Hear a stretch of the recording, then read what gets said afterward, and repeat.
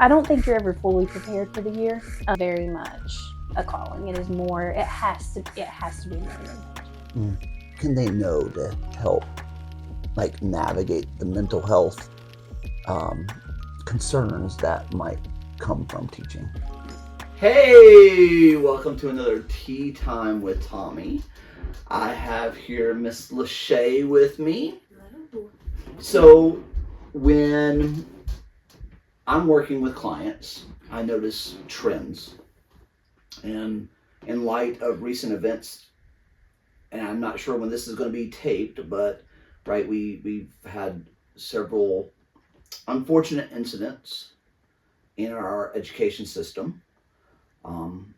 Clients I work with, I have multiple teachers, and teachers 1 month into school seem to be a lot more stressed than last year. It was toward the end of the school year that they were feeling this way. So I haven't did a full introduction, so I'll let you go ahead and introduce yourself. Sure. My name is Lashea Rhodes, and I am an educator in my hometown. I just recently graduated. This is my first year teaching, but I've been in the education system for probably close to 10 years now, working as an instructional aide and just doing various different things throughout the school. So first of all, congratulations. Thank you. It's imperative that we have someone here that's an educator. Yeah. Right? Because, and full disclosure, you're not my client. Right. No. So when I say my clients, it's not her. I do keep, strict HIPAA, and then we also have like FERPA with school. Yes. So we have to be mindful of the identifying factors.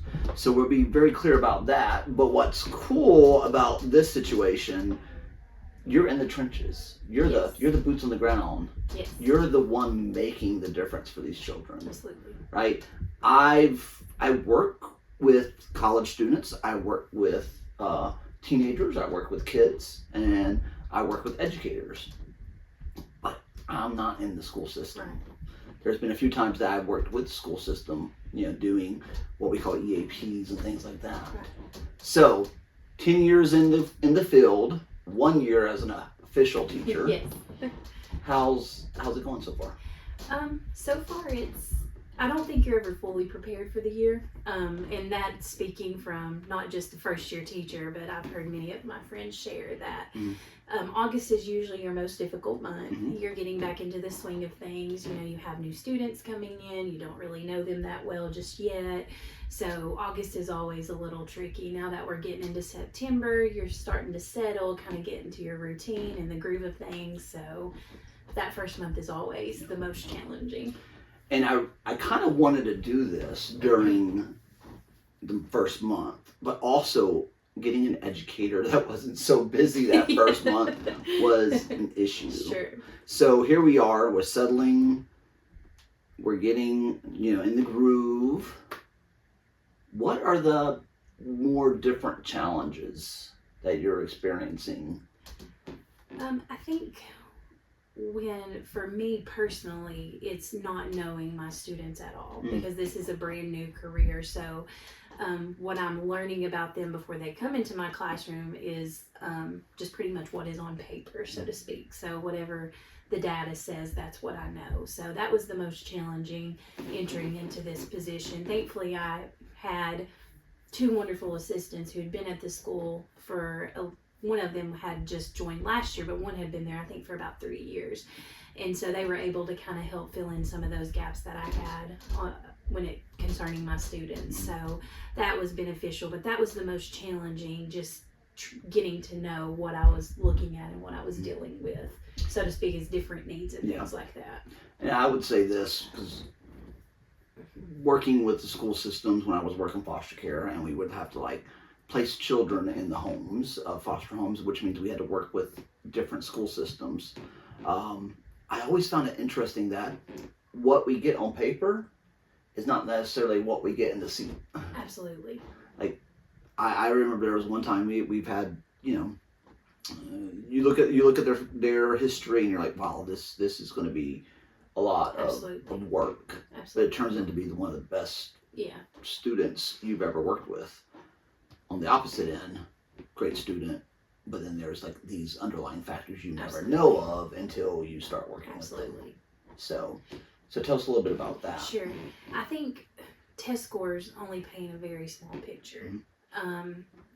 There's so much more to a child than just how they perform on a test, so to speak. So, and as you mentioned, there's so many different underlying factors, and so you don't even know some of your children, some of the changes that they've may have went through during the summertime. You don't know if family dynamics have changed. You don't know if health has changed. So it is really hard to get to know a student just by what you see on a piece of paper, because there's, like I said, there's so many other different factors that a test can't tell. So. And thinking about that, when I was a kid, my dad was military. Right. We always moved during the summertime. Yeah. And so we, and so in that move, we were trying to figure out our own identity. Yeah. And we moved from I remember one time we moved from Europe to Georgia. Right. And it was a big culture shock and a big change. And being able to go into that school system, knowing I had to adapt to that change, it really makes a difference when you have a teacher that cares enough to work with you and talk with you and understand you. Absolutely. Now let's talk about your, what is your specific title? Like you're the exceptional needs? Yes. So my title is, I guess my official title is K-5 resource. Okay. So I do work in specific to special education. Mm-hmm. So. But that's something you enjoy. Absolutely. And yes. You're good at it. Thank you. I appreciate that. I hope so. I do. I love it. That's been my passion for a while now. Mm-hmm. And most of what I've worked in, even as an instructional aide, was special education. Yeah. So. And would we be fair to say that that's a calling? Absolutely. Yeah, I think teaching, no matter what field you pursue, whether it's K-5 elementary, whether it's special education, whether it's middle school, math, anything, teaching is absolutely a calling. Mm-hmm. Absolutely. And the difference between a calling and just a job, right, is that with a calling, there's an emotional investment and connection. Absolutely. Yes. Where the job, you're just there to get the paycheck. Absolutely. You're dealing with human beings. Mm-hmm. And not only are you dealing with human beings, you're dealing with children who are human beings, who are still learning and are still growing and developing. So it is very much a calling. It is more, it has to be more than a paycheck. Mm. Has to be more than a paycheck. I like that, with that idea. So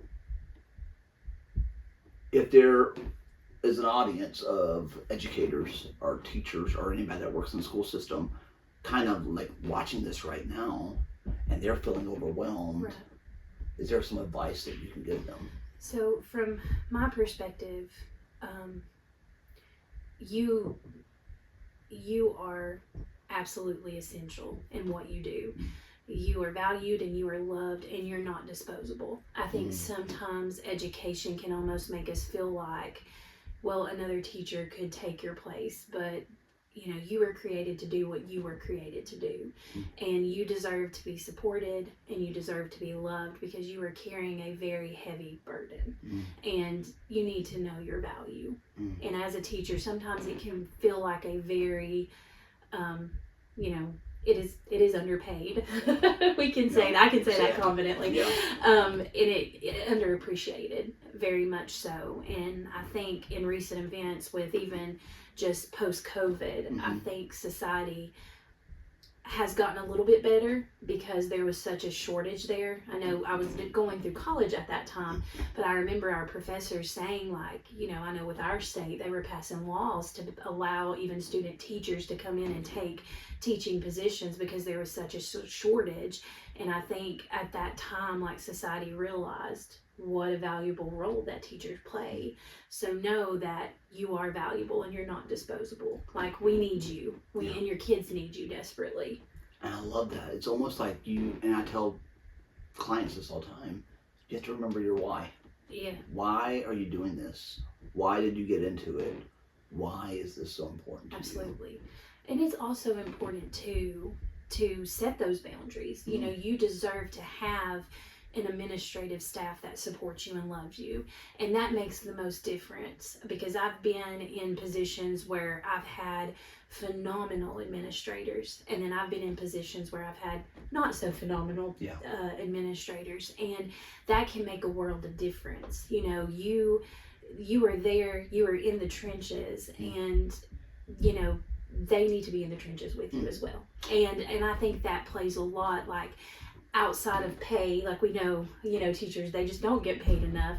But I think when you have an administrative staff that is super supportive and is caring and tells you, hey, take care of yourself, or even like I've had administrators who have called me because it's been a hard day, and they've called me on their way home from work over a situation that happened just to check in on me. And that's something that I place a very high value on. So I think, you know, in that role, you deserve to be supportive in that sense. Absolutely. You know, it's hard enough doing this job without that. And, you know, I think having that support it's very valuable. Yeah. And you deserve that. And we all know, right? Like you mentioned the pay already, and let's go ahead just mention that. But all first-year teachers, for the most part, are getting paid the same. The state that you're in, is that correct? Pretty much. Most will go off of, so you get, most of your first year teachers are probably going to be at a bachelor's level, but there is differentiated pay. So if, say, you wasn't an educator, but you had a degree in something else, and then you got your master's, then you would make a little bit more with the higher education. But across the board, similar jobs equal similar pay. Pretty much, yes. So with that being the case, it's like there needs to be some more. So I'm saying this because if I want an administrator that is watching, and be like, okay, so what I need to be is supportive, because you get to put the value system. If everybody's getting paid the same, what sets the school apart from other schools? Absolutely. And if it's providing that support, providing that, even like first year teachers needing mentorships, or desperately, yes, and even like supplies, right? What kind of supplies can we provide for adequate supplies? Absolutely. So knowing that, I like the way you brought it up. Is like, okay, I felt the value here. Yes. And this is what's going to be the valuable here. And I want to encourage administrators out there, right? Support your teachers. Absolutely. Be there for your teachers. A phone call makes a difference. It does. A check-in makes a difference. Absolutely. I've talked to some teachers where it's like taking the time to even go to the bathroom. Absolutely. Like, be an administrator that says, hey, I'm checking in, everything good, you need to run to the bathroom real fast, let me jump in and help your class. Absolutely. So, and I think there are those out there, and I've experienced that myself, and I've been very thankful for that, because like you said, I love how you mentioned, you know, obviously competitive pay between our counties here. There is some difference. I don't want to minimize it. There is some difference, but I would be willing to take a job that paid $5,000 less a year, and to have administration that supported me, and, you know, and had that, that's the word I'm looking for, there's that unity within inside the school. And I've been in environments like that, and it's a game changer. It's the difference between like a toxic work environment or a healthy work environment. Absolutely. Yes.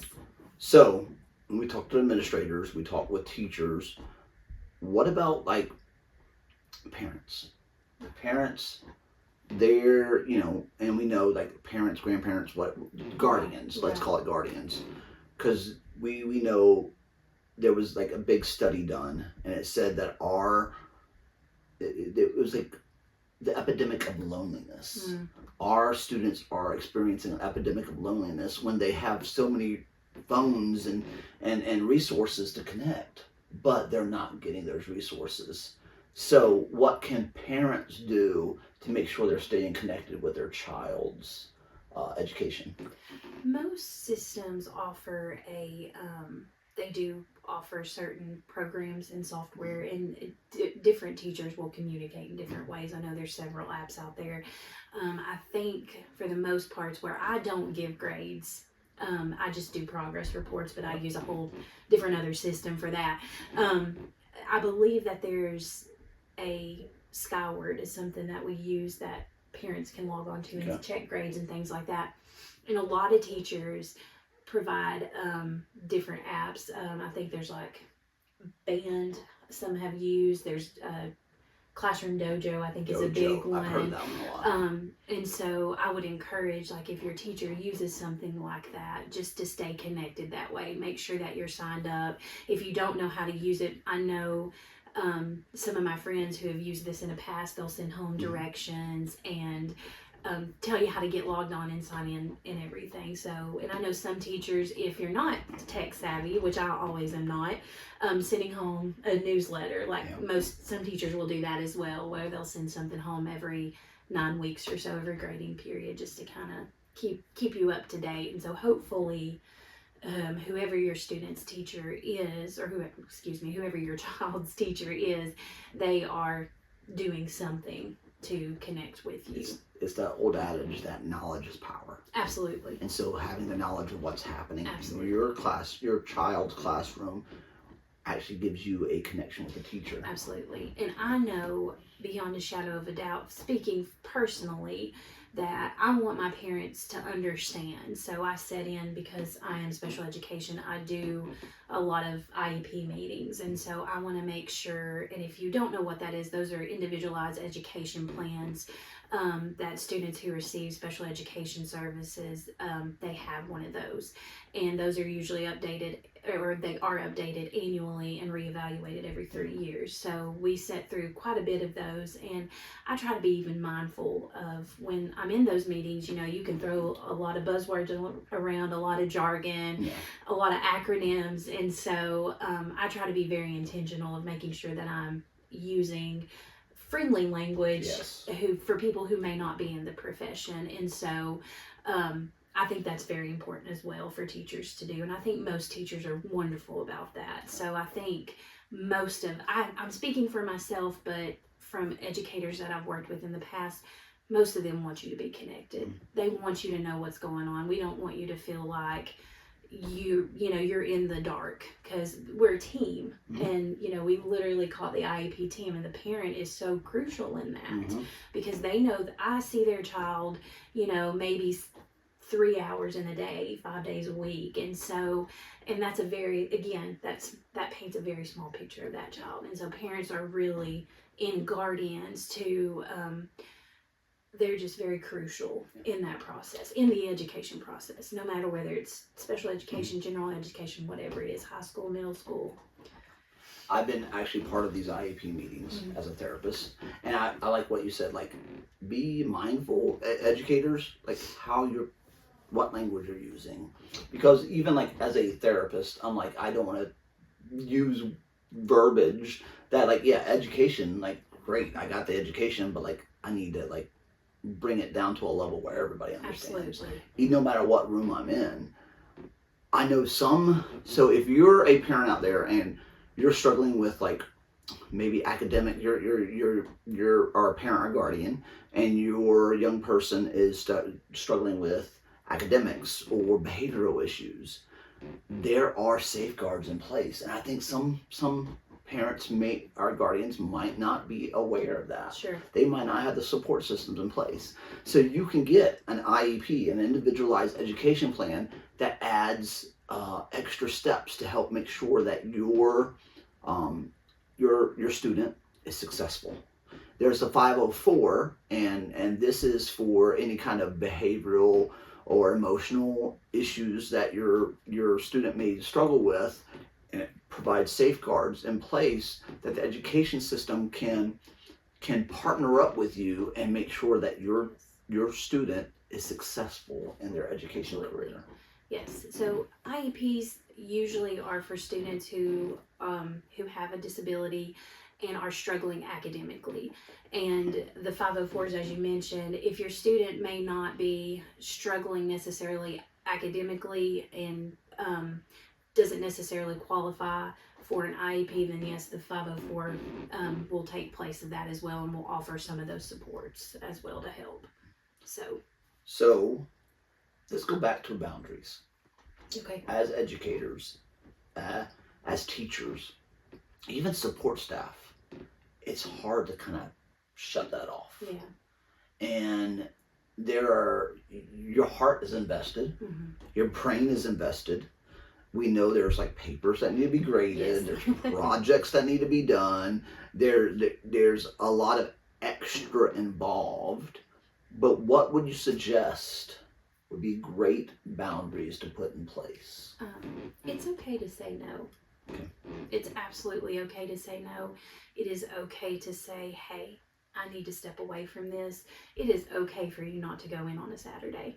It is. And my first 2 weeks as a new teacher, my first month as a new teacher, I went in almost every Saturday. And I realized very quickly that I was burning out. Even a month in, I was like, oh my goodness, I cannot continue to operate in this capacity for the next 180 days.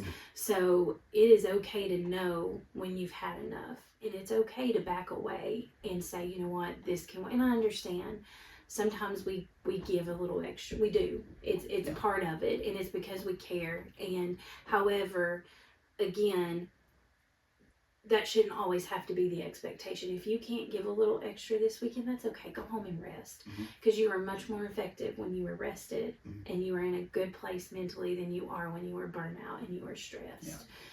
So the burnout rate right now for educators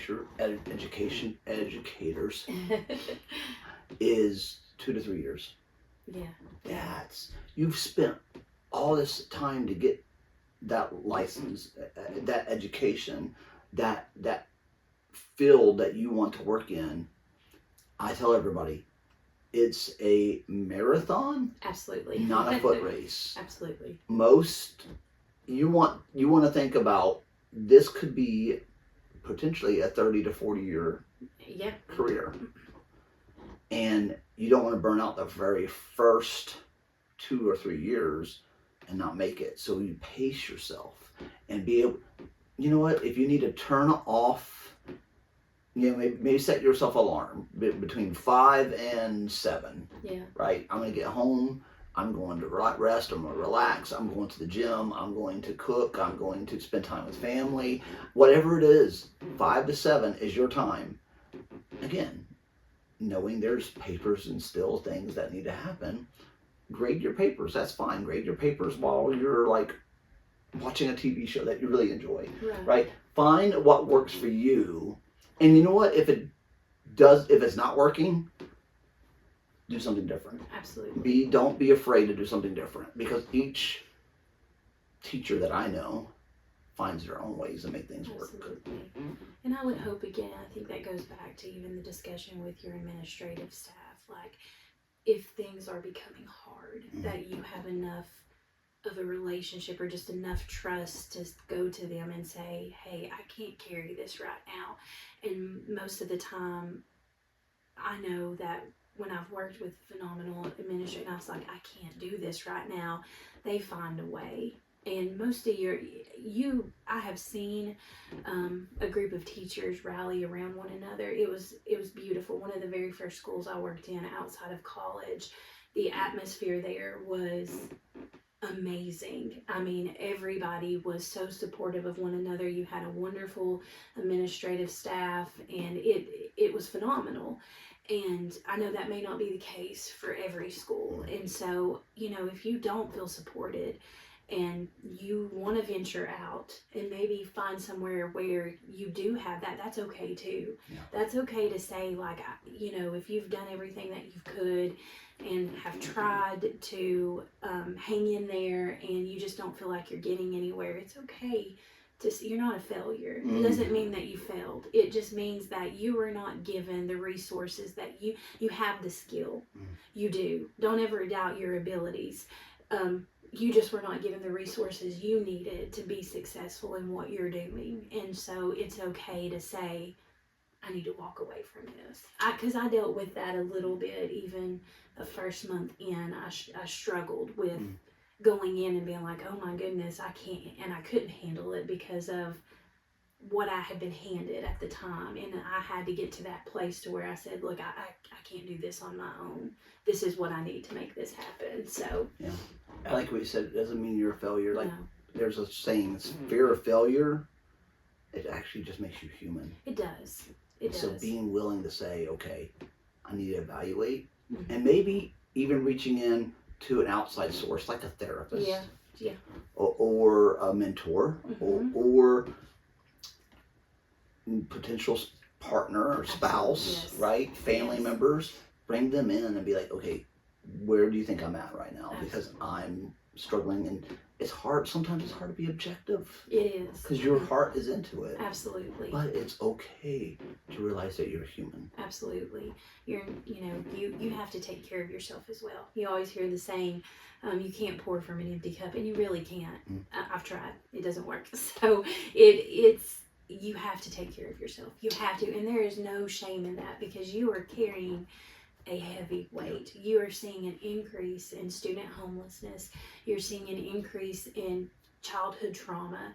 There's so many different avenues, or so many different things coming down so many different avenues at you, that you're a nurse, you're a teacher, you're a counselor, you're all these things sometimes to these students. And it's okay to take care of yourself. You need to. What is the oxygen mask falls? Yes. They tell you put it on yourself before you put it on your kids. Yes. That means sometimes I think teachers are putting it on the kids before they put it on themselves. Yes. They're taking care of the kids That's good. and the students. Analogy. So we have to be willing to say self-care is important. Absolutely. And there's you should never feel any guilt for that. I think sometimes in the field of education, there is almost that unmentioned guilt of, self-care. Like you should feel bad for self-caring, and that's not the case. Because again, this is your calling. This is what you were meant to do, and in order to do that effectively, you have to take care of yourself. And there should be no shame and no guilt. And if somebody makes you feel shame or guilt, then shame on them, because you should feel none. So, wrapping this up in a nice bow. Teachers love to do crafts. Yes.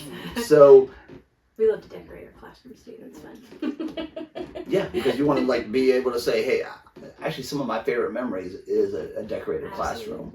Is I've never been formally diagnosed, but people have said that I might have ADHD. So being able to look around the room and see all the yes, it helped me to be able to stay focused. I know that sounds weird. It does. And teachers are very intentional. Mm-hmm. We look into the science of color schemes, and we do all the things. And it really is coming from a place of creating an environment where our students can be successful. We want them to come into a classroom that is calm. We want them to come into a classroom that is nice. We want them to feel like that is a safe space. And I think that's so important too, because without that safety, our students are going to be able to learn. If they come in and the room is chaos and things are kind of tossed everywhere, it might not be as pleasant of a learning environment. Yeah, the teacher that has everything laying on her desk, and you're like, where's my paper that I want? Which I will say, sometimes my desk sits in a corner, and there's a reason for that. Because sometimes it might be a little bit of a mess. I'm not gonna lie. I do not make my desk the center of the room. That is certain. That's a very, and your strengths and weaknesses. That's right. So I'm a very transparent person. So, mental health. What can maybe people in the community, or people that again, parents, or even guidance counselors, or even therapists, what can they know to help navigate the mental health concerns that might come from teaching? I think just being aware, honestly, if I'm being, and again, honesty and transparency, I try to be very much so. I see a counselor, and probably the most beneficial thing for me is to just go in there and sit down and just let it all flow and have that safe space. I think that just having somebody to listen and validate what you're feeling is essential. And even outside of just therapy, just having someone that you can talk to and them just listen. I think a lot of that's really what it boils down to, is just somebody being willing to listen. And maybe even not offer a solution in that moment. We may not find one. Just having that chance just to say what you're feeling, and kind of, it's almost like you're taking some of that burden and saying, hey, can you help me carry this? So, well, thank you for sharing about therapy. yes, of course. And I will say this, because like you bottle it in. It's got to go somewhere. Absolutely. So like there's therapy, there's journaling, there's spiritual practices. Absolutely. There's hobbies, there's friends, right? Finding yourself a support system for yourself to make things successful. Absolutely. It's a marathon, not a sprint. Absolutely. And I go both sides. Not only do I have a counselor, but I also have a wonderful pastor's wife who I text often, who's very supportive as well in this. So it's okay to take from two if you need to, because this job can be very hard. Yeah. Finding. Now, I will take a warning here that you're not just piling everything on one person. No, Lord, no. like it's something special to be a spouse or partner of somebody that is an educator. Right. But they can't be your therapist. No, not at all. Not at all. I think having, like I said, both sides. If you have your friendship, and then you also have a professional who's who's very good at listening and is very helpful. I think that's has been trained. Yes, somebody that has that knowledge. Yes. Yeah. So, well, any last minute advice? You are doing better than you think you are. You are changing lives. Seeds are being planted. You're watering some of those seeds, and I think you're going to get to see those seeds grow as well. So just know that you are loved, you are valued, and you are very important. And don't ever forget your worth. Know that this is a very high calling. And I just pray every day for all of our educators, because there are things that we see that are very hard, but just know that you are making a difference. Know your worth. Absolutely. And know you're making a difference. Well, thank you, Lashea. Thank you. Okay. And this was another Tea Time with Tommy.